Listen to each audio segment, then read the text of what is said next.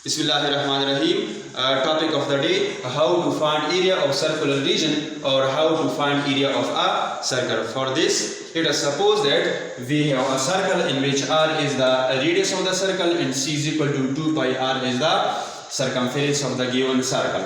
Now divide the given circle into even number of equal sectors. It means that divide the given circle into 8 equal sectors, and then place all the given sectors in such a way that they are all lie on one line, which is shown in this figure.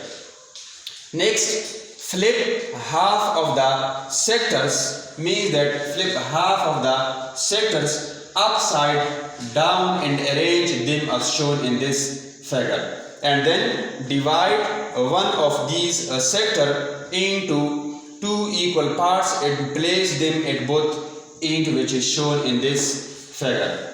We can see that it has become a rectangle. So the radius of the circle will become width of this rectangle. So length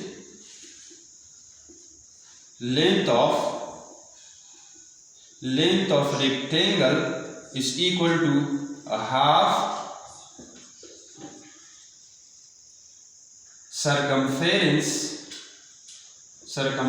of circle. Mean that length of this rectangle is equal to a half circumference of the given circle. So 1/2 times circumference of circle is equal to 2 pi r. So 2 to cancel, length of rectangle is equal to pi r. So width of rectangle is r, length of the given rectangle is 2 pi r.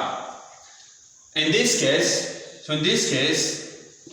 area of the circle is equal to area of